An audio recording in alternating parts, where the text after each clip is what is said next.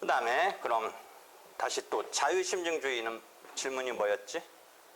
자유심증주의는 그냥 자유심증주의 자체가 이해가 안 된다. 그러니까 지 맘대로 심증을 형성한다는 말인데, 지 맘대로 202조에 있어. 그렇지만 그 지 맘대로가 그야말로 지 맘대로냐? 그건 아니고 조문을 보면 논리칙 경험칙에 따라서. 그러니까 자유심증주의는 증거법 어디쯤에서 나와? 증거조사를 하고 그 결과에 대해서 판사가 법관이 심증을 형성한다. 그런 정도에서 나오는 얘기야. 그 자유심증 다음에 어떤 용어가 나왔지? 어떤 개념이 나왔지? 심증 형성을 하는데 진위불명이라고 해서 판사도 이런 사실을 맞다고 해야 될지 있었다고 해야 될지가 진위불명이 될 때 증명책임에 의해서 분배에 따라서 그 증명책임을 지는 자한테 그런 증명이 안 된 것으로 불이익으로 간다. 그러니까 자유심증주의 다음에 증명책임이 이렇게 증거법 가보면 있는 거야. 자유심증은 그 자유는 맘대로라는 말이긴 하지만 논리칙 경험칙에 따라서 헌법과 양심에 따라서 어떤 심증 형성을 하는 거야. 그 사실을 그렇게 확정을 하는 거야. 그러니까 판사가 법 조문을 정확하게 해석하고 정확하게 적용하는 것도 중요하지만 거기가 아무리 잘해놔도 이 사실 확정을 잘못해놓으면 뭐 반대로 가는 거지. 그렇잖아? 당사자는 A가 아니고 B라고 하는데 판사가 A라는 사실을 전제로 거기다 법규 해석 적용해봤자 거의 반대로 가는 거지. 법규 해석 적용은 그야말로 전문가니까 잘하겠지. 그렇지만 사실 확정은 어떤 경험이 쌓이고 거기 논리칙 경험칙이 있잖아. 논리칙 경험칙. 수학도 잘해야 되고 경험도 많아야 되는데 그럼 머리가 좋으니까 논리칙까지는 잘 됐다고 치자. 경험은 많다고 꼭 보장 못하잖아. 판사가. 어렸을 때부터 의자에 앉아서 공부만 했는데 뭐 세상 돌아가는 거 꼭 그렇게 노련하다라고 볼 수는 없지. 그렇잖아. 그러니까 사실확정이 진짜 어려운 거야. 어떻게 본다면. 시험에서도 근데 사실확정은 어떻게 테스트하기도 힘들잖아. 그렇지 않아? 의사로 치면 뭐 의사도 무슨 의사고시에 뭐 이렇게 해보 그 실무 비슷한데 하여튼 그 중에서 제일 지금 곤혹스러운 게 이쪽은 사실 확정은 어떻게 테스트 해볼 수가 없어. 그러니까 대부분 사례형 같은 건 뭐야? 사실 확정은 주어주는 거지 자기 스스로 뭔가 그 사실이 있다 없다를 확정할 수는 없잖아. 그죠? 그런 거로 문제를 낼 수가 없잖아.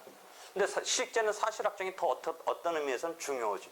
사실 확정을 잘못해놓고 거기다 법규 해석 적용 제대로 해봤자 반대로 간 거지. 반대로. 그러니까 사실 확정. 그럼 그 사실 확정은 논리칙 경험칙에 따라서 헌법과 양심에 따라서 증거조사한 결과와 증거조사한 결과 그것을 증거자료라고 그래. 증거조사한 결과를 증거자료. 그래서 203조에 보면 논리칙 경험칙에 따라서 증거자료와 증거조사한 결과 말고 증거자료 말고 그 다음에 조문에 또 하나 뭐가 붙어있냐면 변론 전체의 취지에 따라 의해서 그렇게 되어 있지. 변론 전체.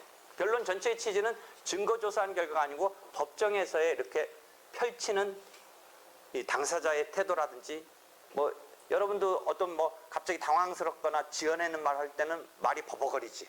나는 뭐 항상 버벅거리는데 하여튼 그렇잖아. 막 아니면 조금 이렇게 갑자기 반박당하면 막 땀을 흘리고 그런다든지 뭐 그렇잖아. 뭔가 이렇게 예기치 못한 역공을 당하고 막 그러면 그런 것을 감안해서 이 상황이 그렇잖아. 막 그다음에 그 법정에서 막 오히려 자연스럽게 하지 않고 막 더 막 적극적으로 화내면 그게 또 조금 의심스럽지. 그냥 자연스럽게 대응해도 되는데 막 더 막 자기가 더 화를 내면서 막 대응을 한다든지 이러면 뭔가가 더 좀 이상하잖아. 그런 것을 노련하게 캐치하는 거야. 노련하게. 그러니까 그 203조 다음에 보면 앞에 보면 뭐가 있냐면 직접주의라는 말이 있어. 심리의 변론의 원리 중에 하나인 게 직접주의야. 직접주의라는 것은 그 판결을 함에 있어서 판사가 직접 자기가 보고 판단을 해서 판결을 해라. 이런 원리야. 직접주의는. 왜 그렇겠어? 지금 말한 대로 변론이라는 민사소송대학 계속 했지 핵심적인 거야 변론. 134조에 가면 필수적 변론이라고 그랬어. 필수적 변론. 용어를 그렇게 써. 필수적이란 말은 반드시란 말이야. 판결을 함에 있어서는 첫날부터 했던 이 변론을 거쳐야 돼. 변론을 거쳐서 판결을 해야 돼. 즉 소를 제기하면 변론을 거쳐야 돼. 그래서 판결을 하는데 하나 무슨 조문을 하나 가르쳐줬니? 변론 없이 판결할 수 있는 경우. 안 가르쳐줬나? 변론 없이 판결할 수 있다. 256, 257조의 무변론 판결이라는 거. 벌써 거기에 조문에는 뭐 그렇게 딱 써있지는 않지만 우리가 교과서 어디든 보면 256조, 257조의 무변론 판결. 특이한 거지. 변론을 거쳐서 판결하라라는 것에 대한 예외가 되는 거야. 그 경우는 다시 한번 기억해봐. 왜 무변론 판결했지? 원고가 소장을 내고 공격을 들어가면 억울하면 30일 이내에 답변서를 내서 싸움이 벌어져야 되는데 답변을 안 하는 거야.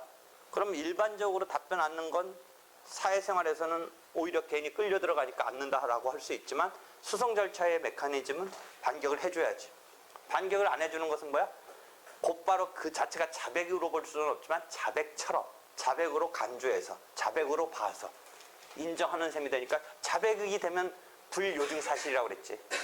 자백 플러스 자백 간주까지 불요증이지. 불요증이니까 증명할 필요 없이 그대로 사실 인정의 기초가 되고 그게 자백이니까 증명할 필요 없이 불요증으로 그런 사실이 있다라고 보니까 그게 요건 사실마다 누적돼서 하나의 집으로 본다면 어떤 권리에 대해서 원고손이 올라가게 되고 피고는 반격을 안 했기 때문에 패소하는 거지.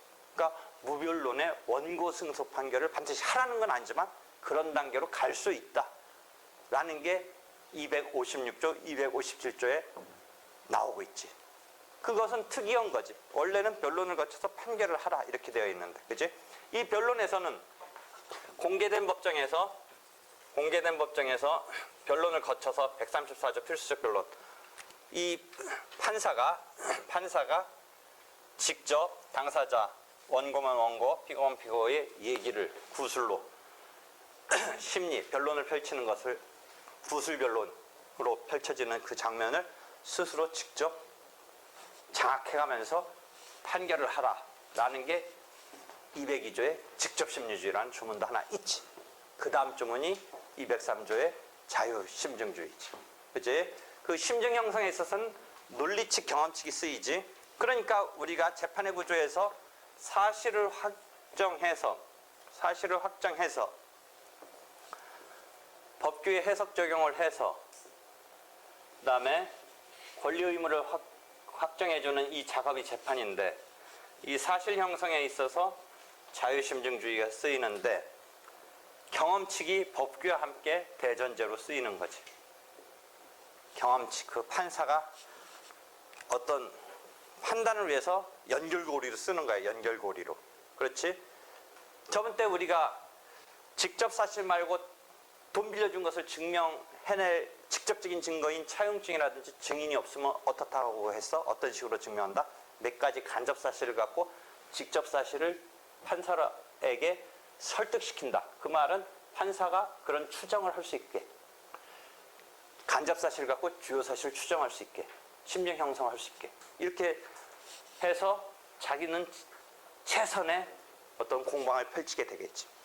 그때 자유심증주의가 작동하지. 법관의 심증 형성, 추정에 의해서 직접적인 그 대여 사실을 직접적으로 증명할 직접 증거가 없다면 간접 사실을 증명해서 그 간접 사실을 모아가지고 판사가 그럼에도 불구하고 노하면야 어쩔 수 없지만 판사의 예스를 끌고 가기 위해서 자기는 최선의 공방을 펼치는 거야. 그죠? 그럴 때 그 연결고리가 경험칙이지. 경험칙, 뭐 논리칙, 법규, 뭐 이런 거는 대전제지. 그러니까 법규와 경험칙은 대전제로 쓰이는 거야, 재판에서. 되겠지? 자유심증주의 이해했어? 됐어? 됐어?